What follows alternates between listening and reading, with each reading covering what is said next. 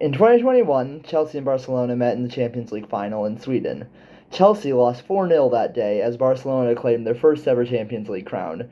This was a sign of just how far Chelsea had to go if they wanted to be crowned champions of Europe.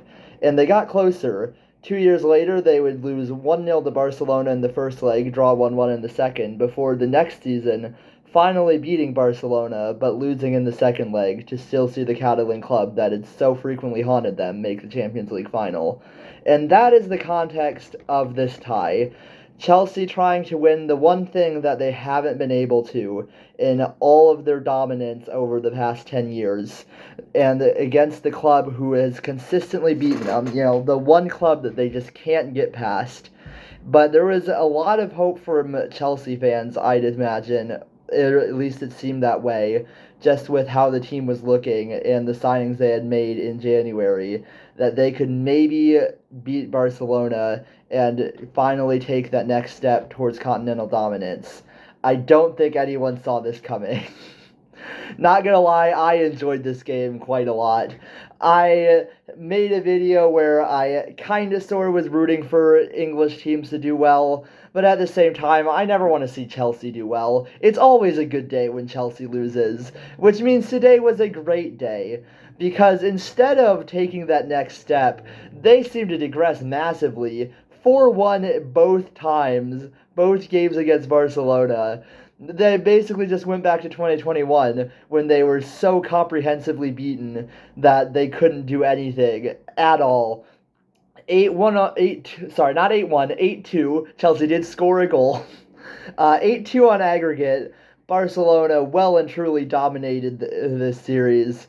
But what was interesting is I watched the game and it felt like for a lot of it, Barcelona didn't actually do that much. Like, they kind of just waited for their chances to come and took them brilliantly when they did. But, like, they didn't have to do that much. They were already winning 4-1. It was just interesting to see how they.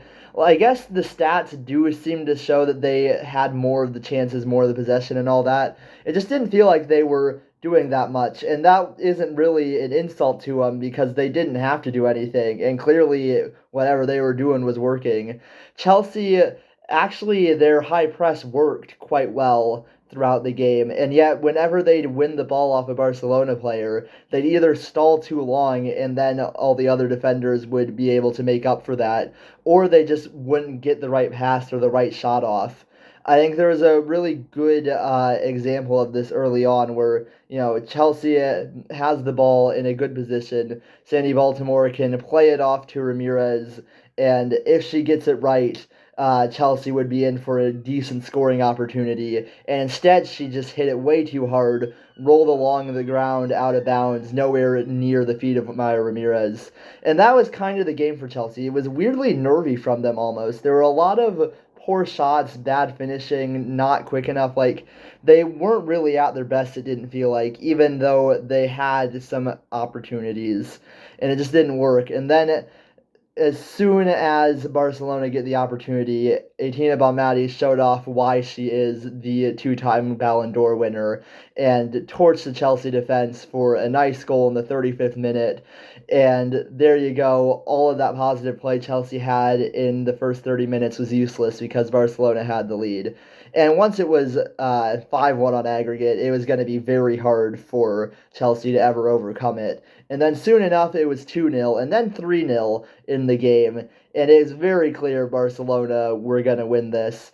And again, they didn't have to do that much. They had opportunities, they took them. And they were clinical. And it was just, I think, Barcelona probably, even though I say they didn't do much, they played well and they did what they needed to do to win really easily. Like, it for some of the stuff Chelsea did, it just felt like they shouldn't have lost this game 4-1, and yet here we are, just complete domination by Barcelona. And it's not as if they didn't have all the possession or sat back. They just were really clinical, Barcelona.